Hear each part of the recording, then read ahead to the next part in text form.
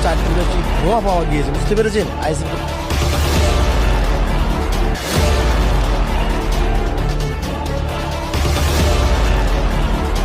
দর্শক দেখতে পাচ্ছেন ভাঙড় বিধানসভার মিতারি মাঝাইট গ্রামে তাজা তাজা 100 অধিক বোমা উদ্ধার হলেন টিএমসি বাড়ি থেকে এবং কিছু বারুদ 5 কেজির মতো বারুদ উদ্ধার হলেন।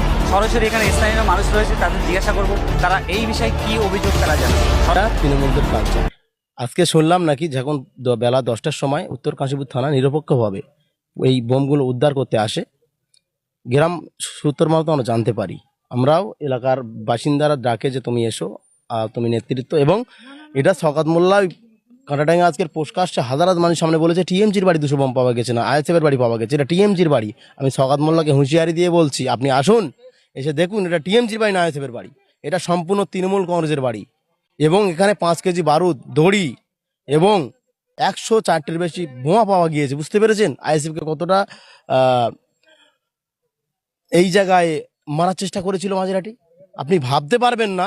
এই শওকত মোল্লার নেতৃত্বে টোটাল ভাঙড় জুড়ে কিভাবে কি হারে একটা উদ্ধার করেছে উত্তর কাশীপুর থানা, হাজারো উদ্ধার হবে এখনো। এটি উত্তর কাশীপুর থানা পুলিশ আরও যে থানাগুলো হয়েছে সব থানাকে বলবো আপনি সক্রিয় হয়ে নিরপেক্ষভাবে এই যেখানে যেখানে তৃণমূল কংগ্রেস আইএসএফ না দেখে সবার বাড়ি ছাঁচ হোক, ছাঁচ হলে দেখা যাবে সব বাড়ি বাড়ি টিএমসির কংগ্রেসের বাড়ি বাড়ি বোম পাওয়া যাবে।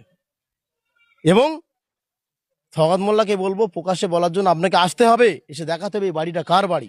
আপনাকে বলবো আপনার যে দম থাকে মাঝরাটি আসুন, এসে এই বাড়িটা কার দেখে যান। আপনার কর্মী না আপনাকে ভুল বোঝাচ্ছে, আর ভুল ভাল কথা বলবেন না, এটা মাঝরাট, এটা মাথায় রাখুন।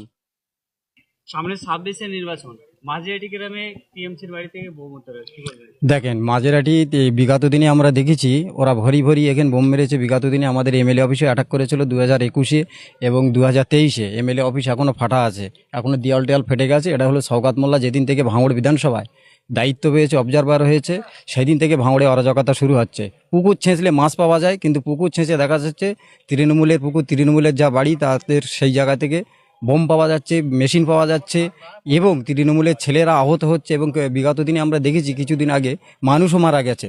এদের কালচারটাই এই শওকত মোল্লা দেখতে পাচ্ছে যে ভাঙড়ে আমার হার নিশ্চিত, যার কারণে 2026 সামনে যে নির্বাচন 29 এপ্রিল, ওই নির্বাচনে হারার ভয়ে প্রত্যেক ভাঙড় বিধানসভায় প্রত্যেক বুথে বুথে বোমা মেশিন উনি মজুদ করছে এবং ওনার নেতৃত্ব যারা তৃণমূলের হারমাত বাহিনী আছে তাদের কাছে দিচ্ছে, যাতে এলাকায় মানে শান্ত এলাকা অশান্ত করে ছাপ্পা মেরে যে কোনো প্রকারে বিরোধীদের হটিয়ে নিজেরা স্বার্থ হাসিল করার জন্য এই বোমাগুলি মজুদ করছে। এই বোমা কি আইএসএফদের মারার জন্য